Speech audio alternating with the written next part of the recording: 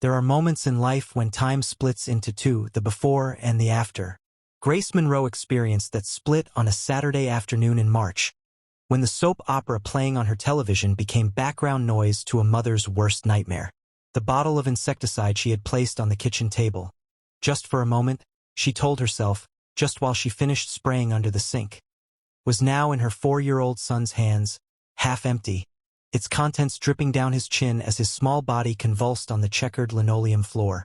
In that instant, as she dropped the remote control and her legs carried her faster than they ever had before, Grace understood something that would haunt her for the rest of her life.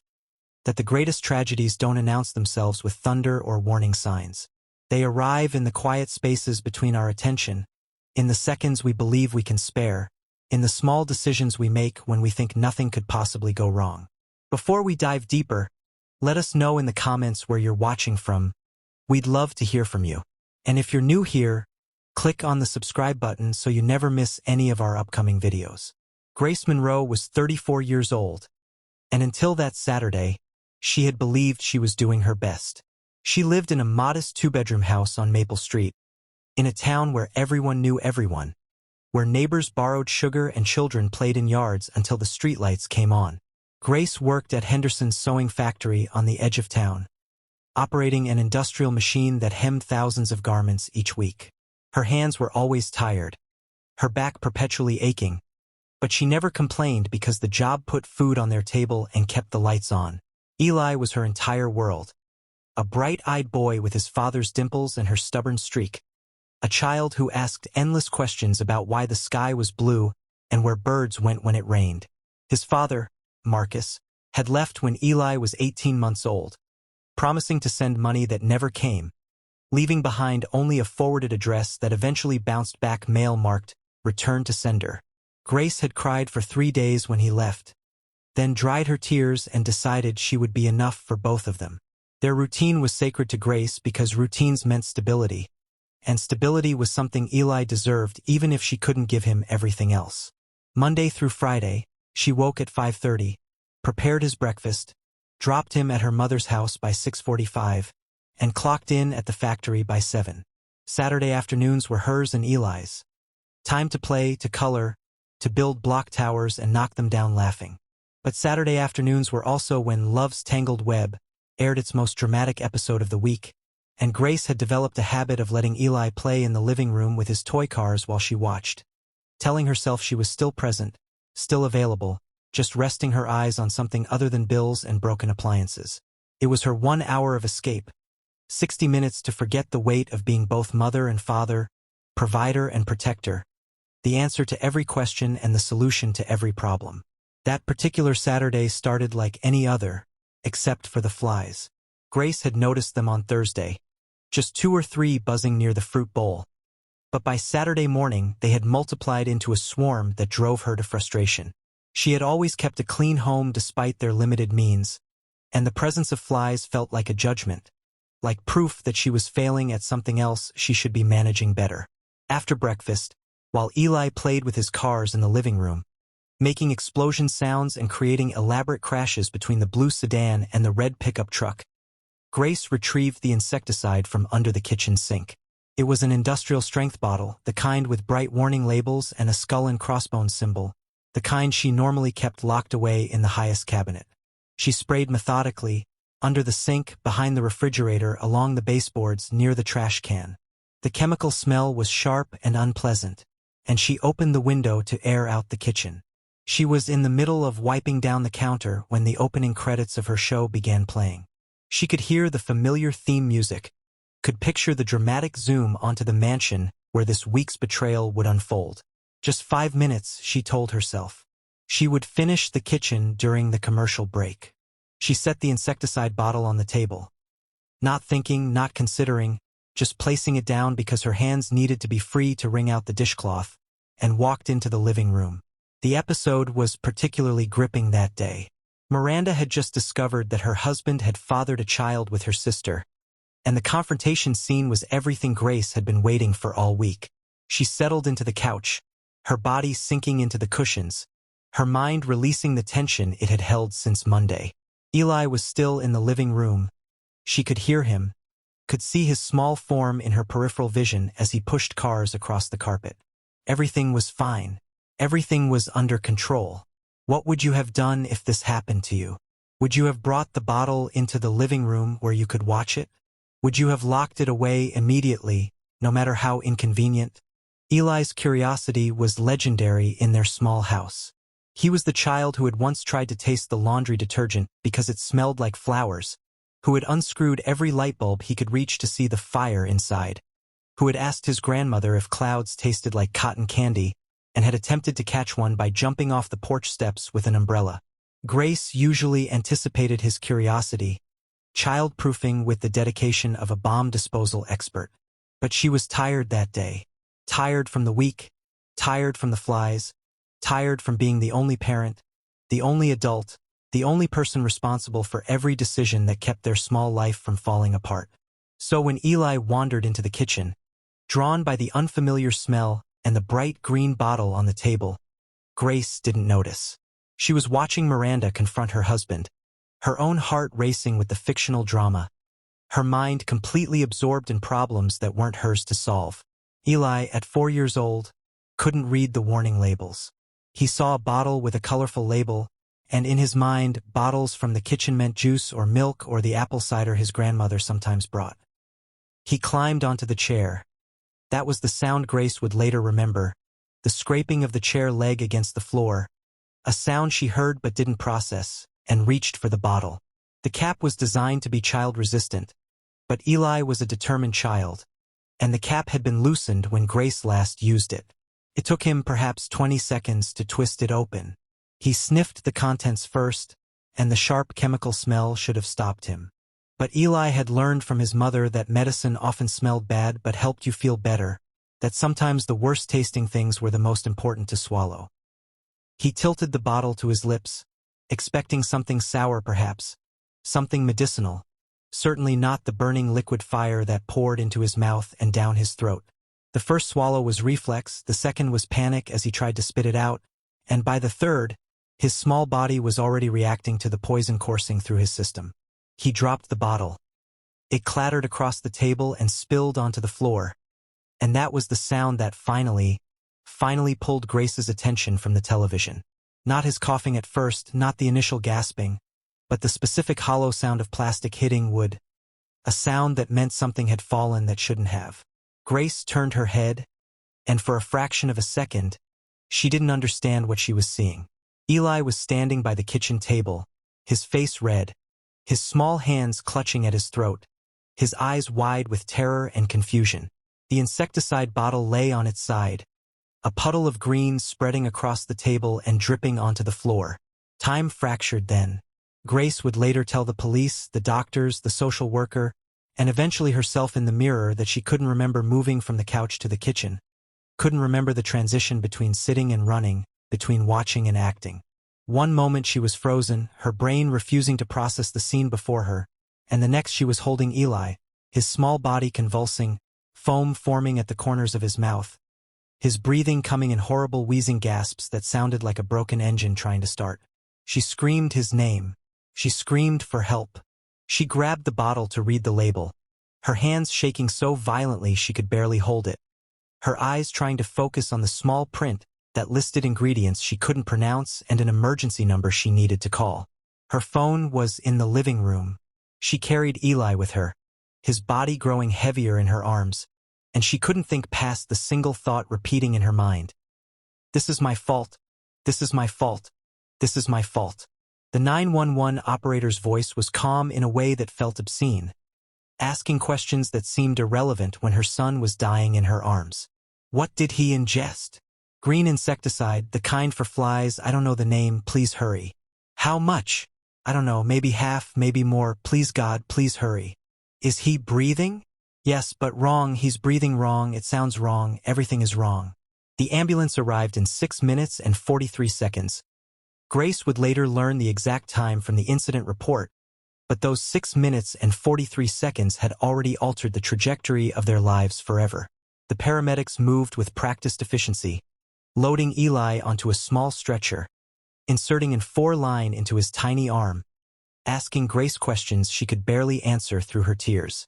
One paramedic, a woman with kind eyes and gray hair pulled back in a tight bun, placed a hand on Grace's shoulder and said, "You did the right thing calling immediately. You gave him the best chance." But Grace didn't feel like she had done the right thing. She felt like she had failed at the one job that mattered more than any other, keeping her child safe. At County General Hospital, Eli was rushed into emergency treatment while Grace was directed to a waiting room painted in aggressive beige, with motivational posters about hope and healing that felt like mockery. A nurse took her information with efficient detachment. Name? Grace Eleanor Monroe. Child's name? Eli James Monroe. Age? 4 years, 3 months. Insurance? Medicaid. The nurse's expression was professionally neutral. The doctors are doing everything they can. Someone will update you as soon as possible. Grace sat in a plastic chair that was somehow both too hard and too soft, and she waited. The television in the corner was showing a cooking show, but she couldn't hear it over the sound of her own heartbeat in her ears, couldn't focus on anything except the double doors that separated her from Eli, from knowing whether her son would survive her carelessness. The first doctor appeared after 37 minutes. He was young, younger than Grace, with tired eyes behind wire-rimmed glasses and a blue surgical cap covering his hair. "Ms. Monroe." Grace stood so quickly she felt dizzy. "How is he? Is he okay? Can I see him?" The doctor gestured for her to sit, and Grace knew immediately from that gesture that the news wasn't simple, wasn't easily delivered. "Your son ingested a significant amount of organophosphate insecticide, which is extremely toxic. We've pumped his stomach and we're administering activated charcoal to absorb any remaining poison in his system. We're also giving him atropine to counteract the effects of the poison, and we're monitoring his heart, lungs, and neurological function." Grace's medical knowledge was limited, but she understood enough to know that monitoring meant they didn't know what would happen, that they were watching and waiting to see if the treatment worked or if the poison would win. "Will he be okay?" she asked, and her voice sounded small and childlike even to her own ears. The doctor's expression softened slightly. "The next 24 to 48 hours are critical. Organophosphate poisoning can cause respiratory failure, seizures, and long-term neurological damage. We're doing everything we can, but I want you to understand that this is a serious situation." Grace nodded because that was what you did when doctors spoke. But she didn't really hear anything after long-term neurological damage. Her mind was stuck on those words, turning them over, examining them from every angle, trying to understand what they meant for Eli's future. Would he still be able to learn to read? Would he remember her? Or had she stolen all of that from him with one moment of inattention, one decision to prioritize her own need for escape over her responsibility to remove danger from his reach? They let her see Eli after the first round of treatment, and she almost didn't recognize him. He looked so small in the hospital bed, surrounded by machines that beeped and hummed and monitored every function of his body. Tubes ran from his nose, his arms, his chest. His skin was pale, almost translucent, and his small chest rose and fell with the assistance of oxygen being delivered through a mask. Grace pulled a chair next to his bed and took his hand, careful not to disturb the 4-line, and she began to talk to him the way she had talked to him since the day he was born. She told him about his first smile at 3 months old, how it had lit up her entire world. She told him about his first steps, how he had walked straight into her arms. She told him about the time he had insisted on wearing his Superman cape to the grocery store and had flown down every aisle while other shoppers smiled. She told him she was sorry, over and over, until the words lost meaning and became just sounds, just the desperate attempt to communicate something so profound she didn't have adequate language for it. The nights were the worst. Grace slept in the chair next to Eli's bed, her body folded into positions that left her stiff and aching, but she refused the nurse's suggestions that she go home and rest. How could she rest? How could she leave him when this was her fault, when he was here because of her negligence? She dozed in fits and starts, jerking awake at every change in the pattern of beeps, every adjustment a nurse made to his 4, every sound that might mean he was getting worse or better or leaving her forever. In those dark hours, her mind became a torture chamber of memories and alternate timelines. She remembered every moment she had been distracted, every time she had checked her phone while he played, Every instance when she had chosen convenience over caution. She imagined different versions of that Saturday.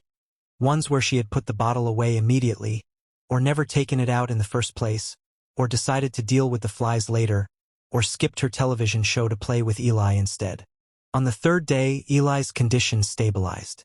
A different doctor, an older woman with silver hair and crow's feet that suggested she had spent years watching people at their worst, delivered the news with cautious optimism. His blood work is improving. His respiratory function is returning to normal. His neurological responses are good. There's no indication of brain damage at this point. We'll need to monitor him for several more days, but barring any complications, I'm optimistic about his recovery. Grace cried then, not the silent tears she had been producing for 3 days, but great heaving sobs that shook her entire body. The doctor placed a hand on her shoulder, neither comforting nor judging, just present. He's a lucky boy, she said. You got help quickly. That made all the difference. But Grace didn't feel like Eli was lucky. This wasn't luck. This was survival despite her, not because of her. This was narrowly avoiding the worst possible outcome of her own carelessness. Eli woke on the 4th day. His eyes fluttered open in the afternoon, and the first word he spoke was "Mommy." And Grace thought her heart might actually break from the combination of relief and guilt that word carried. She leaned close, careful not to jostle any of the tubes still connected to his small body, and she whispered, "I'm here, baby. Mommy's here. You're going to be okay." His voice was hoarse, damaged from the tube that had been down his throat, but he managed to say, "I'm sorry." And those 2 words nearly destroyed her. "No," she said, her voice firm despite the tears streaming down her face. "No, baby, you have nothing to be sorry for. Nothing. This wasn't your fault. Do you understand? This was not your fault." But as she said those words, she understood with crushing clarity that if it wasn't his fault, then it was hers entirely. There was no one else to blame, no external force or unlucky circumstance. She had created the danger and failed to remove it. They released Eli from the hospital on day 7 with a folder of discharge instructions, prescriptions for medication, and a follow-up appointment with a pediatric toxicologist. Grace's mother, Janet, drove them home. Grace's car was still parked at the house where it had been sitting since the day she had ridden in the ambulance. During the drive home, Janet said quietly, "It could have happened to anyone, Grace. You're a good mother. You know that, don't you?"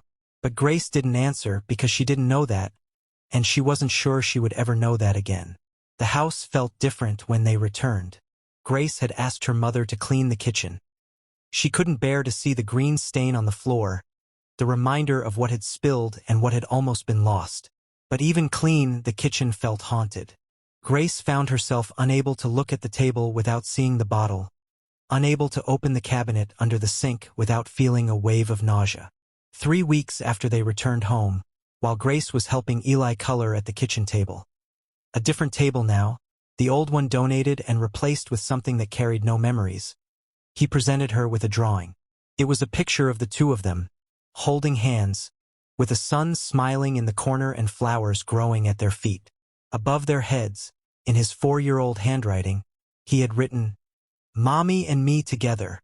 Grace stared at that drawing for a long time, tears blurring her vision, and something inside her shifted. Eli had forgiven her. More than that, he had never blamed her in the first place. He had nearly died, had spent a week in the hospital, had been poked and prodded and frightened, and his response was to draw a picture of them together, smiling, holding hands under a happy sun. In that moment, Grace realized that if she let her guilt consume her, if she couldn't forgive herself and move forward, then the real tragedy wouldn't be what happened that day. It would be what she allowed it to prevent: connection, joy, presence. Her son needed her to be his mother, not his guilty mourner. Grace made changes to their life slowly but deliberately. She quit her job at the factory and started taking in sewing work at home, earning less but maintaining the ability to watch Eli every moment. She threw away the insecticide, along with every other chemical cleaner in the house, replacing them with natural alternatives. She didn't watch television anymore. She had donated it to Goodwill, telling herself she didn't need the distraction. 6 months after the incident, Grace received a phone call from Emily Warner, a local woman who ran a parent support group at the community center. Someone had given Emily her number and suggested she might benefit from connecting with other parents who had experienced traumatic accidents. Grace's first instinct was to refuse, but Eli had started asking questions lately. Why he had been in the hospital, what he had drunk, whether it would happen again, and Grace realized she didn't have adequate answers. The support group met in a converted church basement with folding chairs arranged in a circle.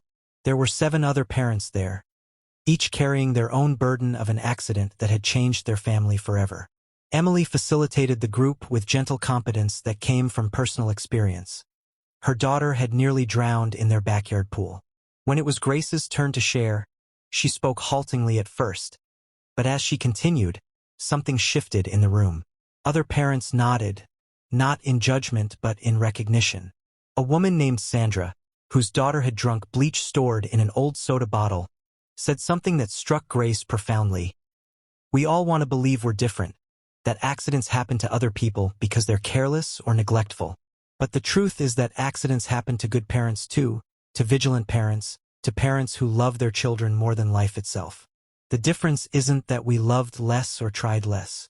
It's just that, in the dangerous lottery of childhood, our number came up. Grace cried in that church basement, surrounded by strangers who understood her in a way that friends and family couldn't. And for the first time since that Saturday, she felt the possibility of forgiveness beginning to crack through the concrete of her guilt.